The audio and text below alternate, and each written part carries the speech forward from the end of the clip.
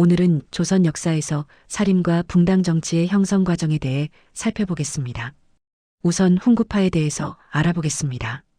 훈구파는 조선 전기 지배 세력입니다. 고려 말 급진파 신진사대부 출신으로 조선 건국, 왕자인한, 세조 주기에 공을 세운 공신들이 중심 세력입니다.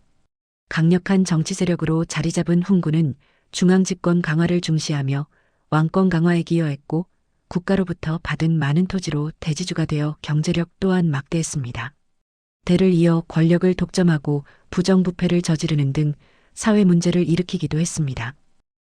그렇다면 사림은 어떤 세력이었을까요? 사림은 고려 말 조선 건국에 반대했던 옹건파 신진사대부의 학문 전통을 이어받았으며 대체로 관직에 진출하지 않고 지방에서 성리학 연구와 제자양성에 힘쓴 세력입니다. 정치는 도덕적으로 깨끗해야 한다고 주장하며 훈구파의 비리를 비판했습니다. 그러다가 15세기 후반 중앙 정치에 본격적으로 진출하게 됩니다. 특히 성종은 훈구를 견제하고자 사림을 3사의 주요 관직에 등용하였습니다.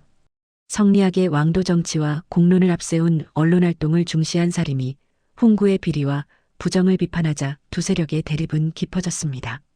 성종에 이어 연산군이 즉위한 뒤에 훈구와 사림의 대립이 더욱 심해지게 됩니다.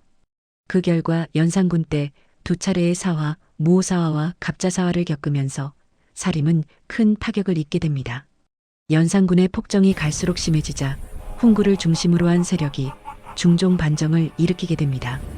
중종 반정은 신하들이 주체가 되어 그들의 뜻대로 왕을 교체한 사건으로 중종이 실질적인 왕권을 행사하기는 어려웠습니다. 갑자기 왕위에 오르게 된 중종은 공신, 즉 훈구 세력이 중심이 된 정치에 이끌려갈 수밖에 없었죠.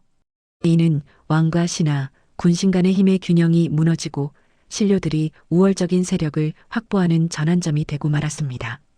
이미 연산군대에 공직에 있던 세력들이 왕을 교체한 후 다시 권력을 장악하게 된 것입니다. 그리하여 중종은 이를 견제하고자 사림을 등용하였습니다. 이때 등용된 대표적인 인물이 조광조입니다.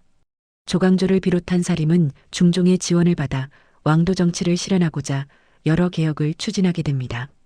조광조의 주장은 다음과 같습니다. 현량과 실시, 덕이 있고 학문이 뛰어난 인재를 추천하여 등용하라. 소격서 폐지, 도교 행사를 주관하는 소격서를 폐지하라. 위훈 삭제, 과대평가된 훈구 대신들의 공훈을 삭제하라. 향약 보급, 향촌 사회에 향약을 널리 보급하라. 여기서 위훈 삭제는 가짜 공신들의 명단을 삭제하자는 것으로 훈구파의 밥그릇을 건드린 결정적인 사건입니다. 그러나 너무 급하게 개혁을 밀어붙인 탓일까요?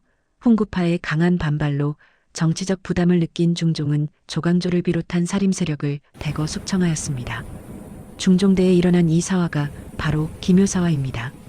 이후 명종 때에도 사림들이 왕실의 외척 다툼에 휘말려 많은 피해를 입게 되는 을사사화를 겪게 됩니다.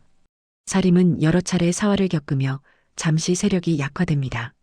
중앙 정치에서 쫓겨난 사림들은 다시 고향으로 내려갔습니다. 하지만 포기하지 않았죠. 그들은 두 가지 비장의 무기를 준비합니다. 그것이 바로 서원과 향약입니다. 서원은 선현의 제사와 후진 양성을 결합한 교육기관으로 사림의 인적 네트워크를 공고히 하는 거점이 되었습니다. 향약은 향촌 사회의 자치 규약으로 이를 통해 사림은 농민에 대한 지배력을 확보하고 지방 여론을 주도할 수 있게 되었습니다. 서원과 향약으로 향촌 사회에서 꾸준히 세력을 확대한 사림. 선조 때 왕도 정치가 중요시되면서 마침내 사림파가 정권을 완전히 잡게 됩니다. 그런데 이제 외부의 적 훈구파가 사라지니 내부에서 싸움이 났습니다. 싸움의 발단은 이조전랑이라는 자리였어요. 이조전랑의 임명 문제를 두고 대립하면서 붕당이 형성되었습니다. 이조전랑이라는 직책은 3사를 비롯한 하급 관리를 청거하는 권한을 가진 중요 직책으로 이조의 정랑과 자랑을 합쳐 이르는 말입니다. 명망 높은 사람이 이조전랑에 임명되었는데 공론 형성이 중요했던 조선의 정치 특성상 이조전랑을 배출한 붕당은 자신들의 세력을 확장하는 데 유리하였습니다. 김효원 세력과 심의겸 세력이 서로 자기네 쪽 사람이 이조전랑직을 맡아야 한다며 대립하면서 동인과 서인으로 나뉘었는데 김효원의 집은 동쪽 건천동에 있었고 심의겸의 집은 서쪽 정릉동에 있었던 것에서 유래하여 동인과 서인이 된 것입니다. 이것이 바로 조선 정치의 특징인 붕당 정치의 시작이었습니다. 처음에는 서로 비판하고 토론하며 건강하게 시작했지만 권력을 장악하기 위한 경쟁이 치열해지면서 붕당의 대립은 점차 심해졌고 나중에는 서로를 죽고 못 사는 원수로 여기게 되는 비극의 씨앗이 되기도 했죠. 처음에는 동인과 서인으로 나뉘었다가 후에 동인 계열은 남인과 북인으로 서인 계열은 노론과 소론으로 나뉘어지는 붕당 정치의 변질과 전개 과정을 겪게 됩니다.